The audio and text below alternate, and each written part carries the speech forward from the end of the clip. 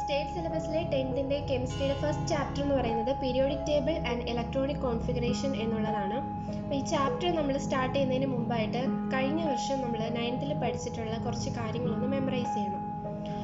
നമ്മൾ 9th കഴിഞ്ഞ തവണ പഠിച്ചതെന്ന് പറഞ്ഞു കഴിഞ്ഞാൽ നമ്മൾ ഡിഫറെൻ്റ് ആയിട്ടുള്ള ആറ്റം മോഡൽസ് പരിചയപ്പെട്ടായിരുന്നു. അതിൽ ഓരോ ആറ്റം മോഡൽസിനും ഉണ്ടായിരുന്ന ഡ്രോബാക്സ് എന്തൊക്കെയാണ്, പുതിയ ആറ്റം മോഡലിലേക്ക് എന്തുകൊണ്ട് നമ്മൾ പോയി എന്നുള്ളതൊക്കെ നമ്മൾ നോക്കിയായിരുന്നു. ശേഷം ഇപ്പോൾ നമ്മൾ അക്സെപ്റ്റഡ് ആയിട്ടുള്ള ഇപ്പോഴും ഈ ഒരു അറ്റോമിക് സ്ട്രക്ചറിനെ പറ്റിയിട്ടുള്ള സ്റ്റഡീസ് ഇപ്പോഴും നടന്നുകൊണ്ടേയിരിക്കുകയാണ്. പക്ഷെ നമ്മളിപ്പോഴും അക്സെപ്റ്റ് ചെയ്തുകൊണ്ടിരിക്കുന്ന ഒരു ആറ്റം മോഡൽ എന്ന് പറയുന്നത് ബോറിൻ്റെ ആറ്റം മോഡലാണ്. അപ്പോൾ എങ്ങനെയാണ് ബോറിൻ്റെ ആറ്റം മോഡൽ എന്നും അതിൻ്റെ അടിസ്ഥാനത്തിൽ എങ്ങനെയാണ് ബോറിൻ്റെ ആറ്റം മോഡലും അതിൽ ഇലക്ട്രോണിൻ്റെ ഡിസ്ട്രിബ്യൂഷൻസ് എങ്ങനെയാണ് തുടങ്ങിയിട്ട് ഒരുപാട് കാര്യങ്ങൾ നമ്മൾ കഴിഞ്ഞ തവണ പരിചയപ്പെട്ടു. അപ്പോൾ എന്താണ് ബോറിൻ്റെ ആറ്റം മോഡൽ എന്ന് ഒന്ന് നോക്കാം. ബോർ പറയുന്നതെന്ന് പറഞ്ഞു കഴിഞ്ഞാൽ, ബോറല്ല ഇത്, ആക്ച്വലി റുദർഫോർഡ് ആണ് ഇൻട്രൊഡ്യൂസ് ചെയ്തത്. റുദർഫോർഡിന് പറ്റിയിട്ടുള്ള ഒരു ക്ലാരിഫൈ ചെയ്ത് പോകാൻ പറ്റാതിരുന്ന ഒരു കാര്യം ബോർ പറഞ്ഞ് കണ്ടിന്യൂ ചെയ്ത് പോവുകയാണ് ചെയ്തത്. ഓക്കെ, അത് നമുക്കറിയാം എന്താണ്. അപ്പം എന്താണ് റുദർഫോർഡ് തന്നെ പറഞ്ഞത് എന്താണ്, സെൻട്രലായിട്ട് ഒരു ന്യൂക്ലിയസ് ഉണ്ട്. ആറ്റത്തിൻ്റെ സ്ട്രക്ചറിൽ പറയുന്ന സെൻറ്ററിൽ ഒരു ന്യൂക്ലിയസും ന്യൂക്ലിയസിന് ചുറ്റും വിവിധ ഷെല്ലുകളിലായിട്ട് ഇലക്ട്രോൺസ് എന്ത് ചെയ്തിരിക്കുന്നു, ഡിസ്ട്രിബ്യൂട്ട് ചെയ്തിരിക്കുന്നു. ഇങ്ങനെയാണ് ആര് പറഞ്ഞത്, ഇലക്ട്രോൺസ് ഈ വിവിധ ഷെല്ലുകളിലായിട്ട് ഇങ്ങനെ ഡിസ്ട്രിബ്യൂട്ട് ചെയ്തിരിക്കുന്നു. ഇതാണ് റുദർഫോർഡ് പറഞ്ഞത്. അപ്പോൾ റുദർഫോർഡ് ഇത് എക്സ്പ്ലെയിൻ ചെയ്തപ്പോഴത്തേക്ക് എന്ത് സംഭവിച്ചു, ചാർജ് ഉള്ള ഒരു വസ്തു കണ്ടിന്യൂസ്ലി ഒരു സർക്കുലർ പാത്തിൽ കൂടെ റൊട്ടേറ്റ് ചെയ്തുകൊണ്ടിരുന്നു കഴിഞ്ഞാൽ സ്വാഭാവികമായും ആ വസ്തുവിൻ്റെ എനർജി നഷ്ടപ്പെടുകയും വന്ന് ന്യൂക്ലിയസിൽ പതിക്കാനുള്ള ചാൻസും ഉണ്ട് എന്ന് അങ്ങനെയാണ് പഠനം പറയുന്നത്.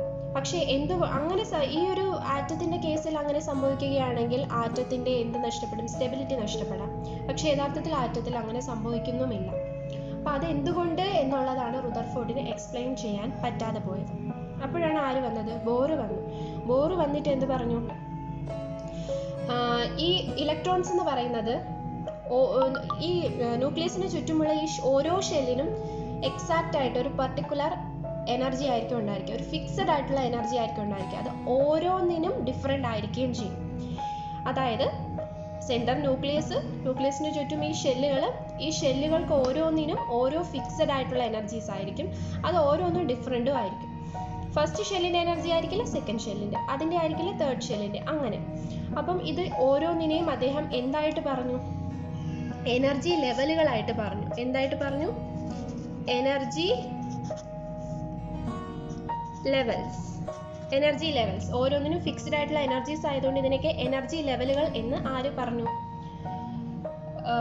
ബോർ പറഞ്ഞു. ഓക്കെ, അപ്പം ഈ ഓരോ ഫിക്സഡ് ആയിട്ടുള്ള ഷെല്ലിൽ അല്ലെങ്കിൽ ഈ എനർജി ലെവലിലും ഇലക്ട്രോൺസ് റിവോൾവ് ചെയ്തിരിക്കുന്നിടത്തോളം കാലം ആ ഇലക്ട്രോൺസിൻ്റെ എനർജിയും എന്തായിരിക്കും, ഫിക്സഡ് ആയിരിക്കും. അതായത് ഇലക്ട്രോൺസിൻ്റെ എനർജി ഇപ്പോൾ ഫസ്റ്റ് ഷെല്ലിലൂടെ ഒരു ഇലക്ട്രോൺ ഇങ്ങനെ റൊട്ടേറ്റ് ചെയ്തുകൊണ്ടിരിക്കുകയാണെന്നുണ്ടെങ്കിൽ അത് എന്ത് ചെയ്യുന്നില്ല, അതിൻ്റെ എനർജി നഷ്ടപ്പെടുകയേ ചെയ്യുന്നില്ല. ആ ഒരു ഫിക്സഡ് എനർജിയിൽ തന്നെ അത് കറങ്ങിക്കൊണ്ടിരിക്കും. അതുകൊണ്ട് തന്നെ ഒരു എനർജി നഷ്ടമോ അങ്ങനെ അറ്റ് ലാസ്റ്റ് വന്ന് ന്യൂക്ലിയസിൽ പതിക്കേണ്ട കാര്യമോ അങ്ങനെ സ്റ്റെബിലിറ്റി നഷ്ടപ്പെടേണ്ട ഒരു അവസ്ഥയും ഉണ്ടാകുന്നില്ല എന്നുള്ളത് ബോർ എക്സ്പ്ലെയിൻ ചെയ്തു. അങ്ങനെയാണ് ബോറിൻ്റെ മോഡൽ നമ്മൾ അക്സെപ്റ്റ് ചെയ്യുന്നത്. അതിൽ ബോറിൻ്റെ ആറ്റം മോഡൽ പറയുന്നത് സെൻറ്ററിലെ ന്യൂക്ലിയസ്, ഈ ന്യൂക്ലിയസിന് ചുറ്റും വിവിധമായിട്ടുള്ള ഷെല്ലുകൾ, ഈ ന്യൂക്ലിയസിനുള്ളിലാണ് എന്ത് ചെയ്യുന്നത്, പോസിറ്റീവ് ചാർജുകളും മെജോറിറ്റി ഓഫ് മാസസും കോൺസെൻട്രേറ്റ് ചെയ്തിരിക്കുന്നത് ഈ ന്യൂക്ലിയസിലാണ്. ഇനി ഇതിന് ചുറ്റുമായിട്ട് ഇലക്ട്രോൺസ് വിവിധ ഷെല്ലുകളിലായിട്ട് റിവോൾവ് ചെയ്യുന്നു. ഇത്രയും പറഞ്ഞു. ഇനി total positive charge is equal to total negative charge. Okay, ഇത്രയും കാര്യങ്ങളാണ് ബോറിൻ്റെ ആറ്റം മോഡലിൽ പറയുന്നത്. അതിനുശേഷം ബോർ പറഞ്ഞ വേറൊരു കാര്യം എന്ന് പറഞ്ഞാൽ ഈ ഷെല്ലുകൾക്ക് അദ്ദേഹം പേര് കൊടുത്തു. ന്യൂക്ലിയസിനോട് അടുത്ത് നിൽക്കുന്ന ഷെല്ലിന്, ഒന്നാമത്തെ ഷെല്ലിന് 1, രണ്ടാമത്തെ ഷെല്ലിന് 2, മൂന്നാമത്തെ ഷെല്ലിന് 3, നാലാമത്തെ ഷെല്ലിന് 4, ഇങ്ങനെ പേര് കൊടുത്തു. അത് ഇനി ലെറ്റേഴ്സിൽ വന്നപ്പം ഫസ്റ്റ് ഷെല്ലിന് K എന്നും, സെക്കൻഡ് ഷെല്ലിന് L എന്നും, തേർഡ് ഷെല്ലിന് M എന്നും, ഫോർത്ത് ഷെല്ലിന് N എന്നുമായിട്ട് പേര് കൊടുത്തിട്ടുണ്ട്. ഇനി ന്യൂക്ലിയസിൻ്റെ അടുത്ത് നിന്നും അകലേക്ക് പോകുന്ന അനുസരിച്ച് ഷെല്ലിൻ്റെ എനർജി കൂടിക്കൂടി വരികയും അതുപോലെ തന്നെ ന്യൂക്ലിയസ് നമുക്കറിയാം പോസിറ്റീവ് ചാർജ് കൊണ്ട് നിറഞ്ഞിരിക്കുകയാണ് ന്യൂക്ലിയസ്. ഷെല്ലുകളിലാണെങ്കിലോ നെഗറ്റീവ് ചാർജ് ഉള്ള ഇലക്ട്രോൺസ് ആണ് ഫില്ല് ചെയ്തിരിക്കുന്നത്. അപ്പം ന്യൂക്ലിയസിനോട് ഏറ്റവും അടുത്ത് നിൽക്കുന്ന ഒന്നാമത്തെ ഷെല്ലിനായിരിക്കും ന്യൂക്ലിയസുമായിട്ടുള്ള അട്രാക്റ്റീവ് ഫോഴ്സ് കൂടുതൽ. അതൊന്ന് പുറത്തോട്ട് വരുന്ന അനുസരിച്ച് ഓരോ ഷെല്ലുകളിലായിട്ട് അട്രാക്റ്റീവ് ഫോഴ്സ് ന്യൂക്ലിയസുമായിട്ടുള്ള ഒരു അട്രാക്റ്റീവ് ഫോഴ്സ് കുറഞ്ഞു വരും. അതുപോലെ തന്നെ എന്ത് ചെയ്യുന്നു, എനർജി കൂടിക്കൂടി വരും. അപ്പോൾ ആദ്യത്തെ ഷെല്ലിന് ഏറ്റവും എനർജി കുറവും ഏറ്റവും അവസാനത്തെ ഷെല്ലിന് ഏറ്റവും എനർജി കൂടുതലും ആയിരിക്കും. ഓക്കെ, ഇനി ഈ ഷെല്ലുകളിലുള്ള ഇലക്ട്രോൺ ഫില്ലിങ്ങിനെ പറ്റിയിട്ടാണ് അടുത്ത പറയുന്നത്. ഇനി നമ്മുടെ ഇലക്ട്രോൺ ഫില്ലിംഗ് ആണ് നമ്മൾ നോക്കുന്നത്. വിവിധ ഷെല്ലുകൾ KLMN. നമുക്ക് കുറച്ച് എലമെന്റ്സിന്റെ ഇലക്ട്രോണിക് കോൺഫിഗറേഷൻ അല്ലെങ്കിൽ ഇലക്ട്രോണിന്റെ ഡിസ്ട്രിബ്യൂഷൻ എങ്ങനെയാണ് എന്നുള്ളത് നോക്കാം. ഫസ്റ്റ് വൺ Na എന്ന് പറയുന്നത് സോഡിയം. 11 നമുക്കറിയാം താഴെ എഴുതുന്നത് നമ്മൾ കഴിഞ്ഞ വർഷം സിമ്പൽ പഠിച്ചതാണ്. അപ്പോൾ സിമ്പൽ പഠിക്കുമ്പം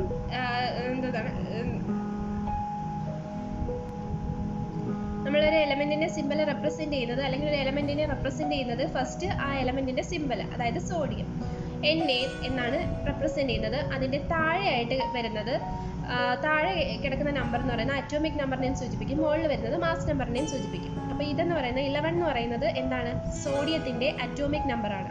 നമുക്കറിയാം അറ്റോമിക് നമ്പർ എന്ന് പറയുന്നത് it is the total number of proton or total number of electrons. Or ആണ് കേട്ടോ, total number of protons or total number of electrons. അപ്പോൾ ഇതെന്താണ് റെപ്രസെന്റ് ചെയ്യുന്നത്, 11 എന്ന് പറയുന്നത് സോഡിയത്തിൽ എത്ര ഇലക്ട്രോൺസ് ഉണ്ടെന്നുള്ളതാണ്. അപ്പോൾ 11 ഇലക്ട്രോൺസ് ആണ് സോഡിയത്തിലുള്ളത്. ആ 11 ഇലക്ട്രോൺസിനെ ഈ വിവിധ ഷെല്ലുകളിൽ എങ്ങനെ റെപ്രസെന്റ് ചെയ്യാം അല്ലെങ്കിൽ എങ്ങനെ ഡിസ്ട്രിബ്യൂട്ട് ചെയ്യാം എന്നുള്ളതിനെ സംബന്ധിക്കുന്ന ബോർ 3 കാര്യങ്ങൾ പറഞ്ഞിട്ടുണ്ട്. 3 റൂൾ അതിനുണ്ട്. ഫസ്റ്റ് നമുക്ക് ആ ഒരു റൂൾ എന്താണെന്ന് നമ്മൾ കഴിഞ്ഞ വർഷം പഠിച്ചു കഴിഞ്ഞാൽ, ഒരു ഷെല്ലിൽ ഉൾക്കൊള്ളാവുന്ന പരമാവധി ഇലക്ട്രോണുകളുടെ എണ്ണം കണ്ടുപിടിക്കാൻ നമുക്ക് 2n² എന്ന് പറഞ്ഞിട്ടൊരു ഇക്വേഷൻ ഉണ്ട്. ഇവിടെ n എന്ന് പറയുന്നത് ഷെൽ നമ്പറിനെയാണ് റെപ്രസെന്റ് ചെയ്യുന്നത്. അതായത് ഒന്നാമത്തെ ഷെല്ലിന്റെ ഷെൽ നമ്പർ എത്രയായിരിക്കും, n = 1 ആയിരിക്കും, K ഷെല്ലിൻ്റെത്. രണ്ടാമത്തെ ഇതിൻ്റെതോ L ഷെല്ലിൻ്റെതാവുമ്പോഴത്തേക്ക് ഷെൽ നമ്പർ എന്ന് പറഞ്ഞാൽ 2 ആണ്. മൂന്നാമത്തത് M-ൻ്റെത് 3ഉം അടുത്തത് N-ൻ്റെത് 4ഉം ആയിരിക്കും. അങ്ങനെയാണെങ്കിൽ ഒന്നാമത്തേൻ്റെ നമുക്ക് ഈ 2n² വെച്ചിട്ട് നമ്മളത് കണ്ടുപിടിക്കുമ്പോൾ എത്ര വരും, 2 എന്ന് വരും, 2 × 1². അതേമാതിരി രണ്ടാമത്തേൻ്റെ 2 × 2² കണ്ടുപിടിക്കുമ്പം 8 എന്ന് വരും. അടുത്തത് 2 × 3² കണ്ടുപിടിക്കുമ്പം 18 എന്ന് വരും. അടുത്ത 2 × 4², അപ്പം നമുക്ക് എന്ത് 32 എന്ന് കിട്ടും. ഈ രീതിയിൽ, അതായത് ഇത് പരമാവധി ഇലക്ട്രോൺ ആണ്. പരമാവധി ഒന്നാമത്തെ ഷെല്ല് 2, രണ്ടാമത്തെ ഷെല്ല് 8, മൂന്നാമത്തെ ഷെല്ല് 18, അടുത്ത ഷെല്ല് 32. ഇങ്ങനെ മാക്സിമം ഇലക്ട്രോൺസ് ആണ്. മിനിമം ഇതിൽ എത്ര വേണമെങ്കിലും ആകാം. ഇതാണ് ഫസ്റ്റ് റൂൾ പറയുന്നത്. ഇനി സെക്കൻഡ് റൂളിലേക്ക് കടന്നു കഴിഞ്ഞാൽ, ഫസ്റ്റ് ഷെല്ല് ഫസ്റ്റ് ഫില്ല് ചെയ്യും. ഫസ്റ്റ് ഷെല്ലിൽ കംപ്ലീറ്റ് ആയിട്ട് ഇലക്ട്രോൺസ് ഓക്യുപ്പൈ ചെയ്തതിന് ശേഷം, അതായത് ഒന്നാമത്തെ ഷെല്ലിൽ ഉൾക്കൊള്ളാവുന്ന പരമാവധി ഇലക്ട്രോണും ഉൾക്കൊണ്ടതിന് ശേഷം മാത്രമേ രണ്ടാമത്തെ ഷെല്ലിലേക്ക് കടക്കൂ. രണ്ടാമത്തെ ഷെല്ലിലേക്ക് ഇലക്ട്രോൺസിന്റെ ഫില്ലിങ് സ്റ്റാർട്ട് ചെയ്യത്തുള്ളൂ. അതാണ് സെക്കൻഡ് റൂൾ പറയുന്നത്. ആ രീതിക്ക് ആ ഓർഡറിലായിരിക്കണം പോകണം. ഫസ്റ്റ് ഫുൾ ഫില്ല് ചെയ്തിട്ട് സെക്കൻഡ് ഫുൾ ഫില്ല് ചെയ്തിട്ട് തേർഡ്, അങ്ങനെ പോകാൻ പാടുള്ളൂ എന്നുള്ളതാണ് സെക്കൻഡ് റൂൾ പറയുന്നത്. ഇനി തേർഡ് റൂൾ എന്ന് പറയുന്നത് ഇത് വളരെ ഇമ്പോർട്ടൻ്റ് ആയിട്ടുള്ള ഒരു റൂളാണ്, വളരെ ശ്രദ്ധിക്കേണ്ട ഒരു റൂളുമാണ്. Maximum number of electrons in outermost shell is 8. അതായത് ഏറ്റവും പുറത്തുള്ള ഷെല്ല്, അത് ഏത് ഷെല്ലായാലും, എക്സെപ്ഷൻസ് ഉണ്ട്, K ഷെൽ എക്സെപ്ഷൻ ഉണ്ട്, അത് നമ്മൾ കഴിഞ്ഞ വർഷം പറഞ്ഞതാണ്. നമുക്ക് നോക്കാം, L, M, N ഈ 3 ഷെല്ല്, ഇതിൽ ഏത് ഔട്ടർമോസ്റ്റ് ഷെല്ലായിട്ട് വന്നാലും ഔട്ടർമോസ്റ്റ് ഷെല്ലിൽ മാക്സിമം 8 ഇലക്ട്രോൺസിനെ മാത്രമേ ഉൾക്കൊള്ളിക്കാൻ പറ്റൂ. 8ൽ കൂടുതൽ വരാൻ പാടില്ല. ഇത് വളരെ ഇമ്പോർട്ടൻ്റ് ആയിട്ടുള്ള ഒരു റൂളാണ്. അപ്പോൾ ഈ 3 റൂളിന്റെ ബേസിസിൽ നമ്മൾ ഇലക്ട്രോൺ എങ്ങനെ ഫില്ല് ചെയ്യാം, ഇലക്ട്രോണിക് കോൺഫിഗറേഷൻസ് നമുക്ക് എങ്ങനെ എഴുതാം എന്നുള്ളത് നമ്മൾ കഴിഞ്ഞ വർഷം പരിചയപ്പെട്ടതാണ്. അതിൽ പ്രത്യേകിച്ച് സംശയം ഉണ്ടാകില്ല എന്ന് വിചാരിക്കുന്നു. നമുക്ക് എന്തായാലും 1-2 എണ്ണം ഒന്ന് ചെയ്ത് നോക്കാം.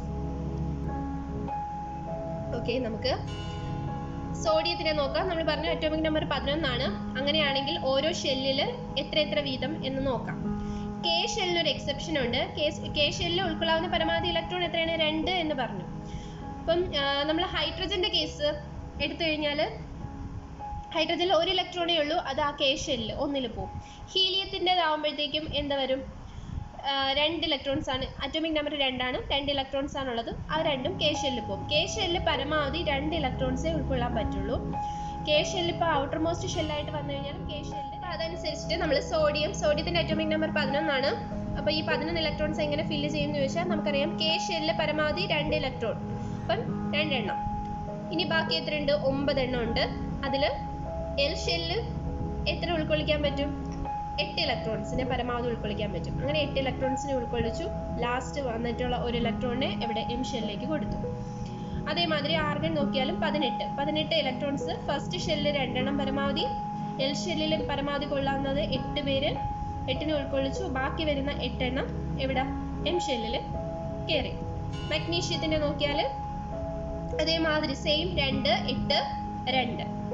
അലുമിനിയം ആകുമ്പോൾ എങ്ങനെ വരും? 2, 8, 3 വരും. ഇനി നമുക്ക് ഈ പൊട്ടാസ്യത്തിന്റെ കേസ് നോക്കാം. പൊട്ടാസ്യത്തിൽ 19 ഇലക്ട്രോൺസ് ഉണ്ട്. ഫസ്റ്റ് 2 എണ്ണം എവിടെ വരും? K shell. ഓക്കെ, അടുത്ത എൽ ഷെല്ലിൽ പരമാവധി എത്ര എണ്ണത്തിന് ഉൾക്കൊള്ളിക്കാൻ പറ്റും? 8 എണ്ണം. അപ്പം 8 × 2 10 ആയി. ഇനി എത്ര? 9 ഇലക്ട്രോൺസ് ഉണ്ട്. എം ഷെല്ലില് നമ്മുടെ ഇവിടെയാണ് നമ്മൾ ആ റൂൾ ഒന്ന് ഓർക്കേണ്ടത്. നിങ്ങൾക്ക് തോന്നാം എം ഷെല്ലില് പരമാവധി 18 ഇലക്ട്രോൺസിനെ ഉൾക്കൊള്ളിക്കാൻ പറ്റുമെന്നാണല്ലോ നമ്മൾ പഠിച്ചത്. അപ്പം നിങ്ങൾ എന്ത് ചെയ്യും? സ്വാഭാവികമായി നമുക്ക് ഇവിടെ 9 കൊടുക്കാനുള്ളൊരു ടെൻഡൻസി വരും. 2, 8, 9 എന്ന് കൊടുക്കാനുള്ള ടെൻഡൻസി വരും. അപ്പോഴാണ് നമ്മൾ മൂന്നാമത്തെ റൂളും കൂടി ആലോചിക്കേണ്ടത്. മൂന്നാമത്തെ റൂൾ എന്താണ് പറയുന്നത്? ഔട്ടർ മോസ്റ്റ് ഷെല്ലിൽ 8 ഇലക്ട്രോണെ മാത്രമേ ഉൾക്കൊള്ളിക്കാൻ പറ്റൂ എന്ന് ഫിക്സഡ് ആയിട്ട് പറയുന്നുണ്ട്. അപ്പം അങ്ങനെ നോക്കുകയാണെങ്കിൽ ആ 9 ഇലക്ട്രോൺസിനെ ഇവിടെ എടുത്ത് കൊടുക്കുകയാണെങ്കിൽ ഇവിടെ ഇപ്പോൾ എം ഔട്ടർ മോസ്റ്റ് ഷെല്ലായി. ഔട്ടർ മോസ്റ്റ് ഷെല്ലിൽ 9 ഇലക്ട്രോൺസ് വരുന്നത് റൂളിന് വിരുദ്ധമാണ്. അപ്പം അങ്ങനെ വരാൻ പാടില്ല. അപ്പം നമ്മൾ എന്ത് ചെയ്യണം? 8 ഇലക്ട്രോൺസിനെ ഇവിടെ ഇങ്ങനെ കൊടുക്കുക, ഒരെണ്ണത്തിനെ ഇങ്ങോട്ടേക്ക് കൊടുക്കുക.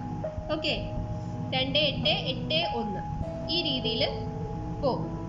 ഓക്കെ, അടുത്തത് ക്ലോറിൻ്റെ വരുമ്പോൾ 2, 8, 7. അതിൽ ഡൗട്ടൊന്നും വരാൻ ചാൻസ് ഇല്ല. അപ്പൊ ഈ ഒരു പൊട്ടാസ്യത്തിന്റെ കേസ് നമ്മൾ എപ്പോഴും ഒന്ന് ആലോചിക്കുക. ഓക്കെ, നമ്മൾ ഷെല്ലിലെ ഇലക്ട്രോണിക് ഫില്ലിങ്ങും കാര്യങ്ങളും എല്ലാം പഠിച്ചു. ഇനി നമ്മൾ ഈ ഇയറിൽ പുതിയൊരാളെ പഠിക്കാൻ പോവാണ്. സബ് ഷെൽസ് എന്ന് പറഞ്ഞിട്ട് സംഭവം. പേര് കേൾക്കുമ്പോൾ തന്നെ അറിയാം, സബ് ഷെൽ. ഷെല്ലിനകത്തുള്ള സബ് ആൾക്കാരാണ്. ഓക്കെ, നമ്മുടെ ഈ ഇപ്പോൾ കെ എന്ന് പറയുന്ന ഷെല്ല്, എൽ എന്ന് പറയുന്ന ഷെല്ല്, എം എന്ന് പറയുന്ന ഷെല്ല്, എൻ എന്ന് പറയുന്ന ഷെല്ല്, ഈ ഓരോ ഷെല്ലിനുള്ളിലും ഇനിയും ആരുണ്ട്? കുറേ കുഞ്ഞു ഷെല്ലുകളുണ്ട്, കുറേ കുഞ്ഞു എനർജി ലെവലുകളുണ്ട്. ഇതാണ് നമ്മുടെ വലിയ എനർജി ലെവലുകൾ, KLM എന്ന് പറയുന്നത്. അതിനുള്ളിലായിട്ട് വേറെ ചെറിയ എനർജി ലെവലുകൾ വേറെയും ഉണ്ട്. അപ്പം ഇപ്പൊ ഈ കെ ഷെല്ലിന് കൊടുക്കാനുള്ള 2 ഇലക്ട്രോൺസ് എന്ന് പറയുന്നത് അതിനുള്ളിലുള്ള സബ് ഷെല്ലിലോട്ടാണ് പോകുന്നത്. എല്ലിലുള്ളതാണെങ്കിലോ, എല്ലിലുള്ള ആ 8 ഇലക്ട്രോൺസ് എന്ന് പറയുന്നത് മാക്സിമം 8 ഇലക്ട്രോൺസ് ആണല്ലോ. ആ 8 ഇലക്ട്രോൺസ് എന്ന് പറയുന്നത് എല്ലിലുള്ള സബ് ഷെല്ലുകളിലായിട്ടാണ് പോകുന്നത്. അപ്പം അങ്ങനെയുള്ള ഈ സബ് ഷെല്ലുകൾ അല്ലെങ്കിൽ സബ് എനർജി ലെവലുകളെ നമ്മൾ പരിചയപ്പെടണം. അപ്പം നമ്മൾ ഇത്രയും നാൾ പഠിച്ച അറ്റോമിക് സ്ട്രക്ചർ അനുസരിച്ച്, നമ്മൾ കഴിഞ്ഞ വർഷമൊക്കെ പഠിച്ച സ്ട്രക്ചർ അനുസരിച്ച് ന്യൂക്ലിയസിന് ചുറ്റും വിവിധ കളങ്ങളായിട്ടുള്ള ഷെല്ലുകളുണ്ട്. ഷെല്ലുകളുടെ ഓരോന്നിൻ്റെയും എനർജീസ് എന്ന് പറയുന്നത് ഡിഫറെൻ്റ് ആണ്. അതും ഫിക്സഡും ആണ്. ഡിഫറെൻ്റ് ആൻഡ് ഫിക്സഡ് ആണ്. ഇലക്ട്രോൺസ് ആ ഒരു പർട്ടിക്കുലർ എനർജി ഷെല്ലിൽ റിവോൾവ് ചെയ്യുന്നിടത്തോളം കാലം അതിൻ്റെ എനർജി ഫിക്സഡ് ആണ്. ഇങ്ങനെയുള്ള കാര്യങ്ങളാണ് നമ്മൾ പരിചയപ്പെട്ടത്. ഇനി ഈ ഷെല്ലുകൾക്കുള്ളിലുള്ള ആൾക്കാരെ പറ്റി, അല്ലെങ്കിൽ ഈ ഷെല്ലുകൾക്കുള്ളിലുള്ള കുഞ്ഞു സബ് ഷെല്ലുകൾ അല്ലെങ്കിൽ സബ് എനർജി ലെവലുകളും അതിനകത്ത് ഇലക്ട്രോൺസ് എങ്ങനെ ഈ ഇപ്പം എൽ ഷെല്ലിലുള്ള 8 ഇലക്ട്രോൺസ് ആ സബ് ഷെല്ലുകളിൽ എങ്ങനെ നിറയുന്നു തുടങ്ങിയിട്ടുള്ള കാര്യങ്ങളാണ് നമ്മൾ ഈ ഇയറിൽ പഠിക്കാൻ പോകുന്നത്. അപ്പം 4 sub ഷെല്ലുകളാണുള്ളത്. S, P, D and F. ഇങ്ങനെ 4 സബ് ഷെല്ലുകളാണുള്ളത്. ഓക്കെ, അതായത് ഈ ഓരോ ഷെല്ലിനുള്ളിലും ഈ 4 സബ് ഷെല്ലുകളാണുള്ളത്. എല്ലാ ഷെല്ലിനുള്ളിലും ഈ 4 സബ് ഷെല്ലും വരണം എന്നില്ല. അതായത് ഇപ്പൊ കെ എന്ന് പറയുന്ന ഷെല്ല്, അതിനുള്ളിൽ ഈ 4 സബ് ഷെല്ല് വരണമെന്നില്ല. അതെങ്ങനെ വരും എന്നുള്ളത് നമുക്ക് നോക്കാം. അപ്പൊ ഈ S, P, D, F ഇങ്ങനെ 4 സബ് ഷെല്ലുകളാണ് ഷെല്ലുകളുടെ ഉള്ളിനകത്ത് ഉള്ളത്. ഇനി ഷെല്ലിനുള്ളിൽ സബ് ഷെല്ല്. ഈ സബ് ഷെല്ലിനുള്ളിൽ ഇനി എന്തുണ്ട്? ഓർബിറ്റൽ ഉണ്ട്. യഥാർത്ഥത്തിൽ ഇലക്ട്രോൺസ് ഷെല്ലിനുള്ളിലെ സബ് ഷെല്ലിനുള്ളിലെ ഓർബിറ്റലുകളിലായിട്ടാണ് എന്ത് ചെയ്യുന്നത്? റിവോൾവ് ചെയ്തുകൊണ്ടിരിക്കുന്നത്. ഓക്കെ, അപ്പൊ അങ്ങനെയാണെങ്കിൽ S സബ് ഷെല്ലിനുള്ളിൽ ഒരു ഓർബിറ്റൽ ആണ് ഉള്ളത്. P സബ് ഷെല്ലിനുള്ളിൽ 3 ഓർബിറ്റൽസ് ആണ് ഉള്ളത്. ഡി സബ് ഷെല്ലിനുള്ളിൽ 5 ഓർബിറ്റൽസ് ആണ് ഉള്ളത്. ഓക്കെ, അപ്പൊ നമ്മൾ എഫിന്റെ കേസ് ഓക്കെ. ഈ എസ് സബ് ഷെല്ല് സ്പെറിക്കൽ ഷേപ്പിലാണ്, പി ഡി ഒക്കെ ഡംബൽ ഷേപ്പിലാണ് കാണപ്പെടുന്നത്. അതിന്റെ ഷേപ്പും സൈസും കൂടുതലായിട്ട് ഹയർ ക്ലാസ്സുകളിൽ പഠിക്കും, നമ്മൾ അടുത്ത വർഷമൊക്കെ ആയിട്ട് പഠിക്കും. ഇപ്പൊ അതൊന്നും ഇമ്പോർട്ടന്റ് അല്ല. നമുക്ക് ഈ സബ് ഷെല്ല് ഏതൊക്കെയാണെന്ന് നമ്മൾ പരിചയപ്പെടണം. 4 സബ് ഷെല്ലുണ്ട്, എസ് പി ഡി എഫ്. ഇനി ഓരോ ഷെല്ലിലും ഏതൊക്കെ സബ് ഷെല്ലുകൾ ഉണ്ട് എന്ന് നമ്മൾ മനസ്സിലാക്കണം. ഓക്കെ, ഓരോ ഷെല്ലിലും ഉള്ള സബ് ഷെല്ലുകൾ വ്യത്യസ്തമാണ്. അപ്പൊ അതെങ്ങനെ മനസ്സിലാക്കാന്ന് വെച്ച് കഴിഞ്ഞാല് നമ്മള് ഷെൽ നമ്പർ നോക്കുക. Okay, shell number first shell, അതായത് കെ ഷെല്ലിന്റെ ഷെൽ നമ്പർ 1, എല്ലിൻ്റെത് 2, എമ്മിൻ്റെത് 3, എന്നിൻ്റെത് 4. ഷെൽ നമ്പർ എത്രയാണോ അതിന് ഈക്വൽ ആയിരിക്കും സബ് ഷെല്ലുകളുടെ എണ്ണം. അതായത് ഒരു ഷെല്ലിന്റെ ഷെൽ നമ്പർ എത്രയാണോ അത്രയും എണ്ണം സബ് ഷെല്ലുകൾ ഏതിലുണ്ടായിരിക്കും, ആ ഷെല്ലിനകത്ത് ഉണ്ടായിരിക്കും. ഷെൽ നമ്പർ 1 കെ ഷെല്ലിനകത്ത് സബ് ഷെല്ല് എസ് മാത്രമേ ഉള്ളൂ. അതായത് അപ്പൊ കെ ഷെല്ലിൽ ഒരൊറ്റ സബ് ഷെല്ലേ ഉള്ളൂ, അത് ഏതാണ്, എസ്. ഷെൽ നമ്പർ 2 അത് എല്ലിൻ്റെതാണ്. അപ്പൊ എല്ലില് 2 സബ് ഷെല്ല്, 2 എന്നല്ല ഈ ഷെൽ നമ്പർ, അപ്പൊ 2 സബ് ഷെല്ലുകൾ ഉണ്ടായിരിക്കും, എസും പിയും. അടുത്ത ഷെൽ നമ്പർ 3 അത് എമ്മിൻ്റെതാണ്. അതിനകത്ത് 3 സബ് ഷെല്ലുകൾ ഉണ്ടായിരിക്കും, എസ്, പി ആൻഡ് ഡി. അടുത്തത് എന്നിന്റെ കറസ്പോണ്ടിങ് ആയിട്ടുള്ള ഷെൽ നമ്പർ 4. അപ്പോൾ അതിനകത്ത് 4 സബ് ഷെല്ലുകളുണ്ട്. ഏതൊക്കെയാണ്, S, P, D and F. അപ്പൊ നമുക്ക് ഷെൽ നമ്പർ അറിയാമെങ്കിൽ അതിനകത്ത് എത്ര സബ് ഷെല്ലുകൾ ഉണ്ടെന്ന് കണ്ടുപിടിക്കാൻ പറ്റും. ഷെൽ നമ്പർ എത്രയാണോ അത്രയും എണ്ണം സബ് ഷെല്ലുകൾ ഉണ്ടായിരിക്കും. ഫസ്റ്റ് വണ്ണിന് എസ് മാത്രം, അടുത്തതിന് എസ് പി, എമ്മില് എസ് പി ആൻഡ് ഡി, എന്നില് വന്നിട്ട് S P D and F. ഇത്രയാണ് സബ് ഷെല്ലുകൾ. ഓക്കെ, അപ്പം ഓരോ ഷെല്ലിലും ഏതൊക്കെ സബ് ഷെല്ലുകൾ ഉണ്ടെന്നും എത്ര എണ്ണം സബ് ഷെല്ലുകൾ ഉണ്ടെന്നും അവർ ഏതൊക്കെയാണെന്നും നമുക്കിങ്ങനെ മനസ്സിലാക്കാം. അടുത്തതായിട്ട് നമുക്ക് ഈ സബ് ഷെല്ലുകളെ എങ്ങനെ നമുക്ക് റെപ്രസെന്റ് ചെയ്യാം എന്നുള്ളത് നോക്കാം. അതായത് ഇപ്പം നിങ്ങളൊന്ന് ആലോചിച്ച് നോക്കാം. ഇപ്പൊ ഷെൽ നമ്പർ 1 ഫസ്റ്റ് ഷെല്ലില് ഏതുണ്ട്, ഫസ്റ്റ് ഷെല്ലില് എസ് സബ് ഷെല്ലുണ്ട്. നമുക്ക് സെക്കൻഡ് ഷെല്ല് നോക്കാം, ഷെൽ നമ്പർ 2. രണ്ടാമത്തെ ഷെല്ലിലും ഏതുണ്ട്, എസ് ഉണ്ട്. 3ലും ഉണ്ട് എസ്, 4ലും ഉണ്ട് എസ്. നമുക്ക് എക്സാക്ട് ആയിട്ട് ഏത് സബ് ഷെല്ലാണെന്ന് കറക്റ്റ് ആയിട്ട് പറയണം എന്നുണ്ടെങ്കിൽ നമുക്കിപ്പം എൽ ഷെല്ലിലെ എസിനെ പറ്റി സംസാരിക്കണം എന്നുണ്ടെങ്കിൽ ഓരോന്നിനെ എക്സാക്ട് ആയിട്ട് ഡിഫറൻഷിയേറ്റ് ചെയ്ത് പേര് കൊടുക്കണ്ടേ. അപ്പം അതെങ്ങനെയും നോക്കാം. അതായത് ഫസ്റ്റ് ഷെല്ലിലെ എസിന് സെക്കൻഡ് ഷെല്ലിലെ എസിനെയും തമ്മിൽ ഡിഫറൻഷിയേറ്റ് ചെയ്ത് അല്ലെങ്കിൽ വേർതിരിച്ച് നമുക്ക് മനസ്സിലാക്കണം. നമ്മൾ സെക്കൻഡ് ഷെല്ലിലെ ഇലക്ട്രോൺസിനെ പറ്റി പറയുമ്പോൾ ആ സെക്കൻഡ് ഷെല്ലിലെ സബ് ഷെല്ലിലുള്ള ഇലക്ട്രോണിനെ പറ്റി പറയുമ്പോൾ അത് ആ സബ് ഷെല്ല് തന്നെയാണ് എന്ന് നമുക്ക് ഡെഫിനറ്റ് ആയിട്ട് പറയണം. അപ്പൊ അങ്ങനെയാണെങ്കിൽ അതിന് നെയിം വേണം. നമ്മുടെ ഷെല്ലിന് മാത്രം പേരുണ്ടായിട്ട് കാര്യമില്ല, സബ് ഷെല്ലുകൾക്കും എന്ത് വേണം, എക്സാക്ട് ആയിട്ടൊരു പേര് വേണം. അപ്പൊ അത് നമുക്ക് എങ്ങനെ കൊടുക്കാം എന്നുള്ളത് നോക്കാം. നമുക്ക് ഷെൽ നമ്പർ 1 ഫസ്റ്റ് ഷെല്ലില്, അതായത് കെ ഷെല്ലില് സബ് ഷെല്ലായിട്ടുള്ള എസ്. ഷെൽ നമ്പർ 1ലെ എസ്, സബ് ഷെല്ല് എസ്. അപ്പൊ നമ്മൾ അതിനെ റെപ്രസെന്റ് ചെയ്യുന്നത് എങ്ങനെയാണ്, ഷെൽ നമ്പറിനെ നമ്മൾ ഇതാണ്ട് 1 മുന്നിൽ കൊടുക്കും, എന്നിട്ട് എസ്. അങ്ങനെ ഫസ്റ്റ് ഷെല്ലിലെ സബ് ഷെല്ലായിട്ടുള്ള എസിനെ നമ്മൾ 1s കൊണ്ട് റെപ്രസെന്റ് ചെയ്യും. നമുക്ക് ഷെൽ നമ്പർ 2ൽ വരാം. അതായത് ഇത് ഏത് ഷെല്ലാണ്, എൽ ഷെല്ല്. എൽ ഷെല്ലിലെ സബ് ഷെല്ലായിട്ടുള്ള എസിനെ നമുക്ക് എങ്ങനെ റെപ്രസെന്റ് ചെയ്യാം, അപ്പം 2s. ഓക്കെ, S2 എന്നൊന്നും ആവരുത്. ഫസ്റ്റ് കൊടുക്കേണ്ടത് എന്താണ്, ഷെൽ നമ്പർ ആണ് നമ്മൾ ആ ഒരു സബ് ഷെല്ലിന്റെ മുന്നിലായിട്ട് കൊടുക്കേണ്ടത്. 2s. അടുത്തത് ഷെൽ നമ്പർ 2, അതായത് എൽ ഷെല്ലിലെ പി ഓർബിറ്റ്, പി സബ് ഷെല്ലിനെ നമുക്ക് എങ്ങനെ റെപ്രസെന്റ് ചെയ്യാം, 2p. ഇനി നമുക്ക് മൂന്നാമത്തെ ഷെല്ലിലോട്ട് വരാം. ഷെൽ നമ്പർ 3 എന്ന് പറയുന്നത് ആരെയാണ് റെപ്രസെന്റ് ചെയ്യുന്നത്, എം അല്ലെ, കെ എൽ എം എൻ. അപ്പം മൂന്നാമത്തെ സബ് ഷെൽ എം. അപ്പൊ എം ഷെല്ലിലെ സബ് ഷെല്ലായിട്ടുള്ള എസിനെ നമുക്ക് എങ്ങനെ റെപ്രസെന്റ് ചെയ്യാം, 3s. എം ഷെല്ലിലെ പി സബ് ഷെല്ലിനെ നമുക്ക് എങ്ങനെ റെപ്രസെന്റ് ചെയ്യാം, T3. ഷെൽ നമ്പർ 3, അതായത് എം ഷെല്ലിലെ ഡി സബ് ഷെല്ലിലെ ഇലക്ട്രോൺസ്, അല്ലെങ്കിൽ ഡി സബ് ഷെല്ലിനെ നമുക്ക് എങ്ങനെ റെപ്രസെന്റ് ചെയ്യാം? 3d. ഇനി എൻ ഷെല്ലിലെ എസ് സബ് ഷെല്ലിനെ നമുക്ക് എങ്ങനെ റെപ്രസെന്റ് ചെയ്യാം? 4s. P A 4p. D A എങ്ങനെ റെപ്രസെന്റ് ചെയ്യാം? 4d. എഫിനെ നമുക്ക് 4f. ഓക്കെ, ഇങ്ങനെയാണ് നമ്മൾ എന്ത് ചെയ്യുന്നത്? സബ് ഷെല്ലിൽ നമ്മൾ നോക്കാൻ പോകുന്നത് ഈ സബ് ഷെല്ലുകളിലായിട്ടുള്ള ഇലക്ട്രോൺ ഡിസ്ട്രിബ്യൂഷൻ ആണ്. നമ്മൾ ഷെല്ലുകളിലുള്ള ഇലക്ട്രോൺ ഡിസ്ട്രിബ്യൂഷനെ പറ്റിയിട്ട് കഴിഞ്ഞ വർഷം തന്നെ പഠിച്ചതാണ്. അതനുസരിച്ചിട്ട് നമ്മൾ സ്റ്റാർട്ടിങ്ങിൽ ഇലക്ട്രോണിക് കോൺഫിഗറേഷൻസ് എഴുതി നോക്കിയതുമാണ്. അപ്പം ഇനി ഷെല്ലുകളിലെ ഇലക്ട്രോണിക് ഡിസ്ട്രിബ്യൂഷൻ പോലെ തന്നെ സബ് ഷെല്ലുകളിൽ, അതായത് ഷെല്ലുകൾക്കുള്ളിലുള്ള സബ് ഷെല്ലുകളിലായിട്ടാണല്ലോ ഈ ഷെല്ലിൽ ഡിസ്ട്രിബ്യൂട്ട് ചെയ്യുന്ന ഇലക്ട്രോൺസ് പോകുന്നത്. അപ്പൊ അത് നമ്മൾ മനസ്സിലാക്കണം.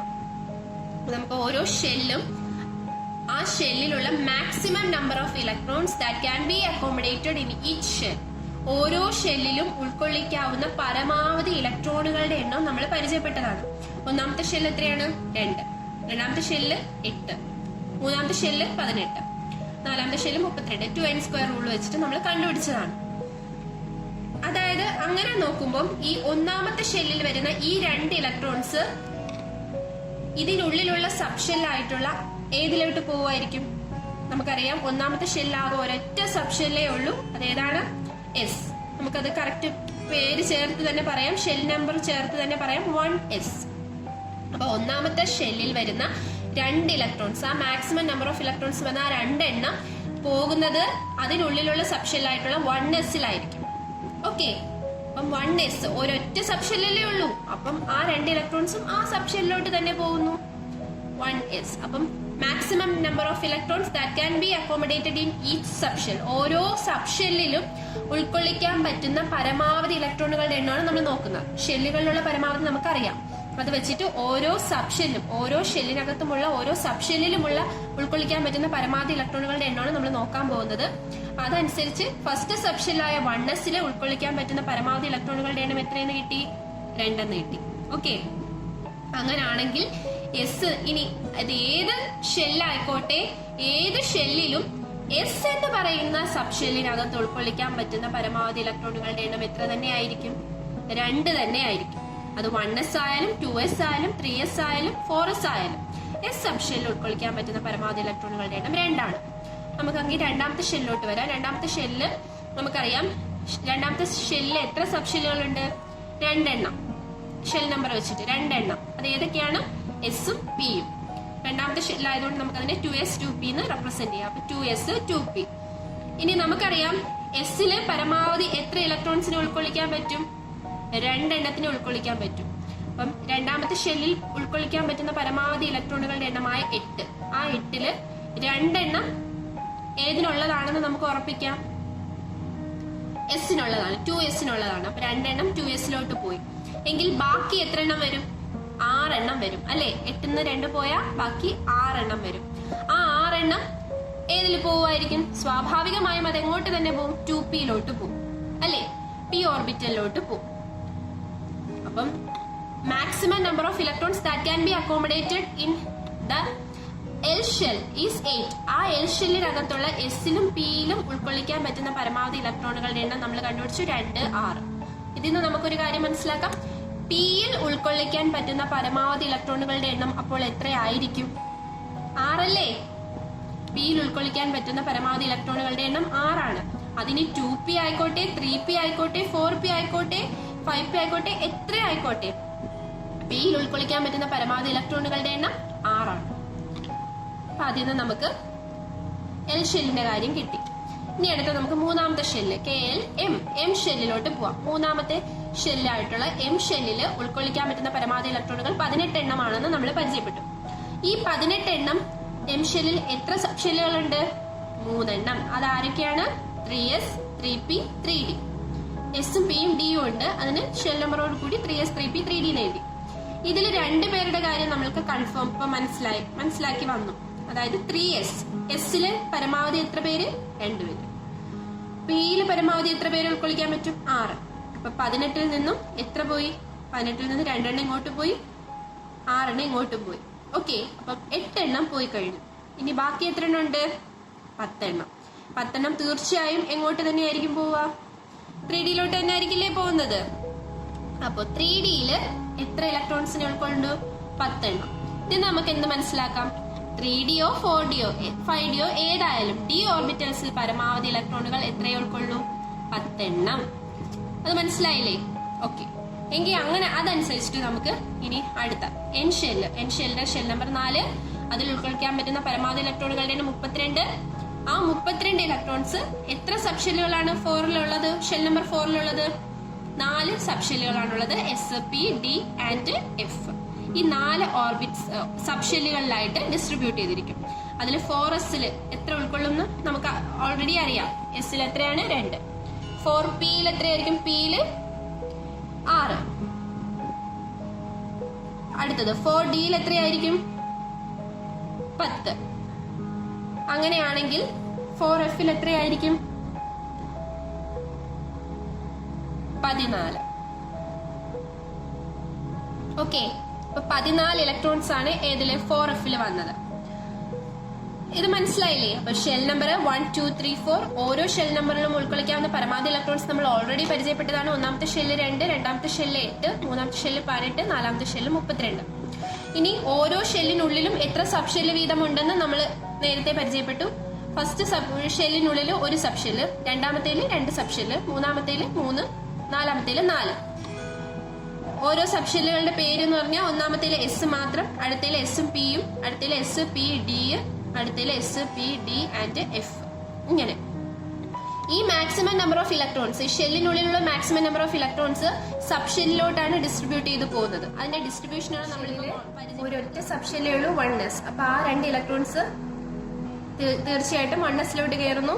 അടുത്തത് വന്നിട്ട് 8 maximum number of electrons 8 second shell, അത് വന്നിട്ട് 2 സബ് ഷെല്ലായിട്ട് ഡിസ്ട്രിബ്യൂട്ട് ചെയ്യുന്നു. അതിൽ നമുക്കറിയാം 2sല് 1sല് 2 വന്നതുകൊണ്ട് തീർച്ചയായിട്ടും അതിന് എസ് ഏത് ഷെല്ലാണെന്നില്ല. എസ് സബ് ഷെല്ലില് മാക്സിമം നമ്പർ ഓഫ് ഇലക്ട്രോൺസ് 2 തന്നെയാണ്. അപ്പൊ 2 എണ്ണം അതിൽ പോവും. ബാക്കി വരുന്നത് 6 എണ്ണം പിയിൽ കയറും. അപ്പൊ അതിൽ നമുക്ക് മനസ്സിലാക്കാം എസ്സിൽ 2ഉം പിയില് 6ഉമാണ് മാക്സിമം നമ്പർ ഓഫ് ഇലക്ട്രോൺസ്. അപ്പൊ അതനുസരിച്ച് നമ്മൾ മൂന്നാമത്തെ 18 എണ്ണത്തിനെ ഇങ്ങനെ ഫിൽ ചെയ്തു. 2, 6, 10. അപ്പൊ അതിൽ നിന്ന് നമുക്ക് എന്ത് മനസ്സിലാക്കി? ഡി സബ് ഷെല്ലില് ഉൾക്കൊള്ളാവുന്ന പരമാവധി ഇലക്ട്രോൺസിന്റെ എണ്ണം 10 ആണ്. അതിന്റെ അടിസ്ഥാനത്തിൽ നമ്മൾ അടുത്ത സബ് ഷെല്ല് നോക്കും. അപ്പൊ എത്രയാ? 2, 6, 10, 14. അപ്പം ഇതിൽ നമുക്ക് എന്ത് മനസ്സിലാക്കാം? എഫ് എന്ന് പറയുന്ന സബ് ഷെല്ലിൽ ഉൾക്കൊള്ളാവുന്ന പരമാവധി ഇലക്ട്രോൺസിന്റെ എണ്ണം 14 ആണ്. ഇതിന്റെ അടിസ്ഥാനത്തിൽ നമുക്ക് ഇതിൽ നിന്ന് നമുക്ക് കൺക്ലൂഡ് ചെയ്യാം, ഓരോ സബ് ഷെല്ലിലും ഉൾക്കൊള്ളാവുന്ന പരമാവധി ഇലക്ട്രോണുകളുടെ എണ്ണം. Sub shell S, P, D, F, maximum number of electrons that can be accommodated. ഓരോ സബ് ഷെല്ലിലും അക്കോമഡേറ്റ് ചെയ്യാൻ പറ്റുന്ന മാക്സിമം നമ്പർ ഓഫ് ഇലക്ട്രോൺസ് ആണ്. First S sub shell 2, P sub shell 6, D sub shell 10, F sub shell 14. ഇതാണ് ഓരോ sub ഷെല്ലും ഉൾക്കൊള്ളിക്കാൻ പറ്റുന്ന പരമാവധി electrons. നിങ്ങൾക്കെല്ലാവർക്കും ഇന്നത്തെ എന്റെ ക്ലാസ് ഇഷ്ടമായെന്ന് വിശ്വസിക്കുന്നു. ഇഷ്ടമായെങ്കിൽ ലൈക്ക് ചെയ്യുക, ഷെയർ ചെയ്യുക, സംശയങ്ങൾ കമന്റായി രേഖപ്പെടുത്തുക. കൂടുതൽ വീഡിയോസിനായിട്ട് എന്റെ ഈ ചാനൽ സബ്സ്ക്രൈബ് ചെയ്യുക.